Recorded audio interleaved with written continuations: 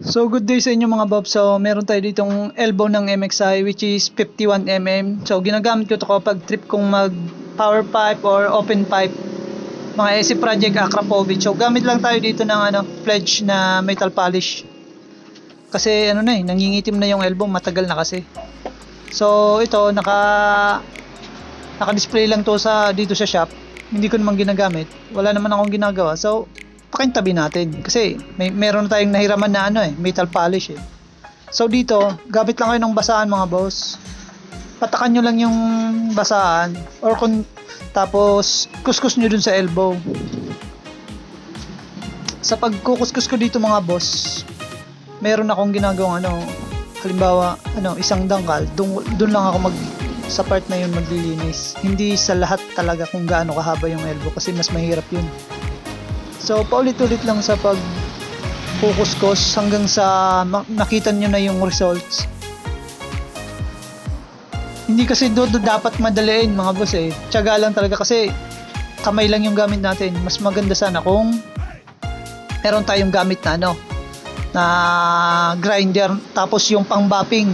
Mas madali yun. Mas kikintab talaga yun. Kasi syempre mas malakas yung grinder eh. Pero syempre DIY lang tayo kaya tamang kamay lang at pamunas okay na. Kaya naman magtiyagan eh.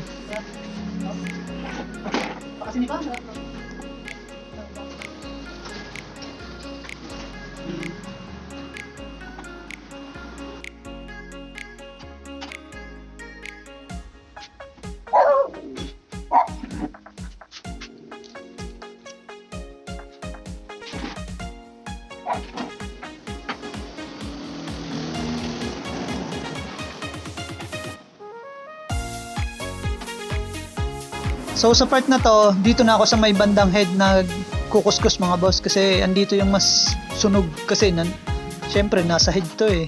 Ito yung unang iinit.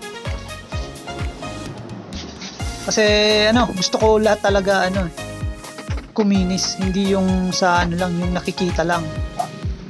So tiyaga lang, syempre tiyaga lang, wala naman tayong magagawa. Kung gusto talaga ma-achieve yung stainless look,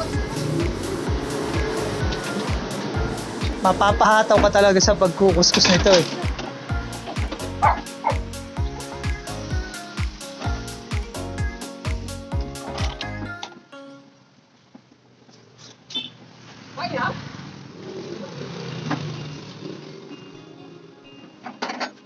So medyo nakikita na natin yung results mga boss. So gumagamit na tayo dito ng 400 grit na liya para mas matanggal pa natin yung nangingitim-itim na hindi kayang abutin ng ating kamay.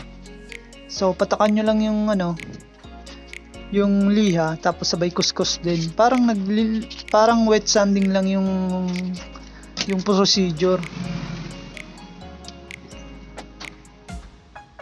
Mas mabilis to mga boss kasi syempre merong parang mga iba yung liya kaysa sa tela yung ginagamit. Mas mabilis matanggal. Pero syempre hinay-hinay lang kasi parang siya parang nagninipis.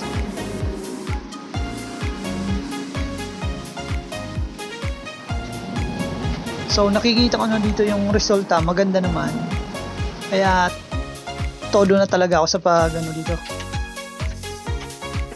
Kukuskus.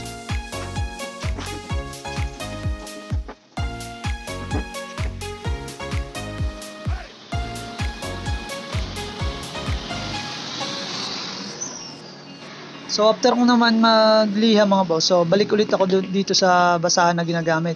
Pag maitim na ito mga boss, huwag nyo nang gamitin kasi may iwan yung mga maitim na part dun ulit sa elbow. Sayang lang ng gawa natin.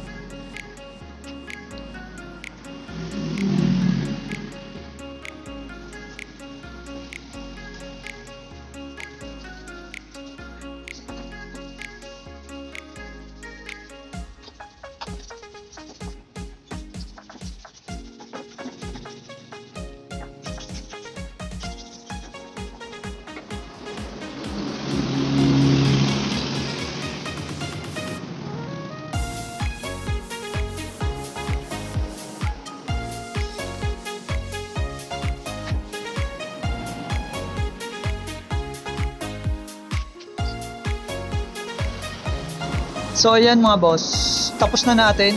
Ito na yung result. Pero hindi pa to yung final syempre. Kumbaga, natanggal na natin yung mga parang nagba-brown na kulay, yung sunog. So dito, ito may itim na tong basahan. So kailangan na natin tong palitan. So liha ulit tayo dito mga boss, dito sa mga lagayan ng spring. Kasi hindi tumabot ng kamay, hindi makukuskus mo talaga eh. Para mas malalo pa natin mapantay yung kulay na gusto natin maging or kinalabasan. So pag tapos na kayo mga paps, gamit lang kayo ng foam. Huwag nyong hugasan muna after nyo ma-achieve yung yung gusto nyong kintab. Kasi mas maganda yung foam. Kasi parang pagbasa, parang hindi ko sure eh. So ayan na nga ang result mga boss. So maganda naman. So para na-achieve naman natin yung gusto natin. Nawala na yung parang sunog, bumalik ulit sa bago. Pero syempre kapag gagamitin to, siguro pag straight mo araw-araw gagamitin to, mga ilang weeks, babalik to sa pagka-brown. Kung baga, maintenance lang tayo. Kapag gusto natin paputin, gamit ulit tayo ng metal polish. So ikakumpara natin to sa 51mm na elbow ko na sunog na rin dito sa ating project bike. So maganda naman yung resulta. Natuwa naman ako, parang bago na ulit. Maganda na to, salpakan ng bagong canister natin. Kasi yung dating ginagamit ko si project. So ngayon mag Yoshimura ako. Try ko na din. So maraming salamat sa inyo mga boss. So ito yung sinasabi kong Yoshimura mga boss. So power pipe ang tunog nito, hindi to open pipe kasi naka dual hole siya. Tahimik na rin. So yun lang mga boss.